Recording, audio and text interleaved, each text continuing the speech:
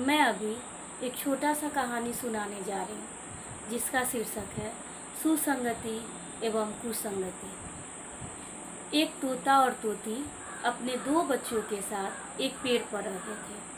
अचानक भयंकर तूफान आया और इस तूफान के कारण पूरा परिवार बिखर गया। दोनों बच्चे अपने माता पिता से बिछुड़ गए।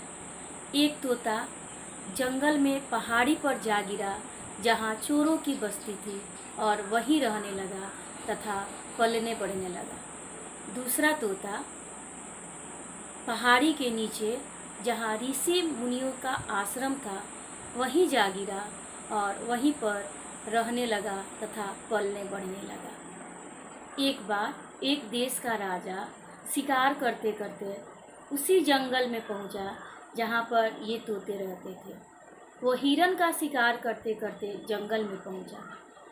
काफ़ी गर्मी और धूप होने के कारण राजा थक गया था तथा पीपल के पेड़ के नीचे चोरों की बस्ती में आराम करने लगा। राजा के साथ उनके दो सिपाही भी थे। वे भी राजा के पास लेटकर आराम करने लगे। तभी पीपल पेड़ पर रहने वाला तोता जो चोरी की बस्ती में रहता था, उन्होंने राजा के आभूषण देखे और चोरों से बोला, देख क्या रहे हो? जितने भी आभूषण ये आदमी पहना है इसे झटपट उतार दो। राजा तोते की बोली समझता था। वह समझ गया कि मैं गलत जगह आ गया हूँ।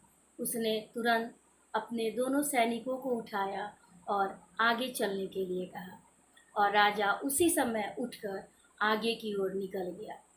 चलते चलते राजा अपने सैनिकों के साथ ऋषि मुनियों के आश्रम में पहुँचे। जब वे ऋषि मुनि के आश्रम में पहुँचे तो वहाँ पर आम के पेड़ पर रहने वाला दूसरा तोता राजा को देखकर तुरंत बोला, आइए श्रीमान, हमारे यहाँ आपका स्वागत है। अभी आश्रम में कोई नहीं है, सभी बाहर गए हुए हैं। आप आराम कीजिए, ठंडा जल पीजिए और फल खाइए। राजा तोते की बात सुना और उसे गौर से देखा। तब उन्होंने अपने सिपाहियों से बोला, उस पीपल के वृक्ष पर रहने वाला तोता तथा इस आम के पेड़ पर रहने वाला तोता दोनों देखने में तो एक जैसा है, दोनों के रंग रूप एक समान है, लेकिन दोनों के व्यवहार में आसमान और जमीन का अंतर है।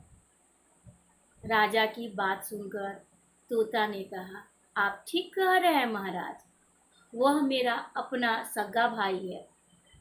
हम दोनों भाई, एक बार भयंकर तूफान आया था, उसी तूफान में बिछुड़ गए थे। वो चोरों की बस्ती में रहा तथा उसकी जो भी हरकतें हैं चोरों के समान हो गया और मेरा पालन पोषण ऋषि मुनियों के आश्रम के समीप हुआ। इसलिए मेरा बात व्यवहार हरकतें आदतें ऋषि मुनियों जैसा है। इसलिए कहते हैं वातावरण का और परिवार का अपने ऊपर पूरा प्रभाव पड़ता है। हमारी संगति जैसी होती है हम वैसे ही होते हैं। इसलिए जब भी हम संगति करें तो हम यह ध्यान रखें कि हमारी संगति कैसी है।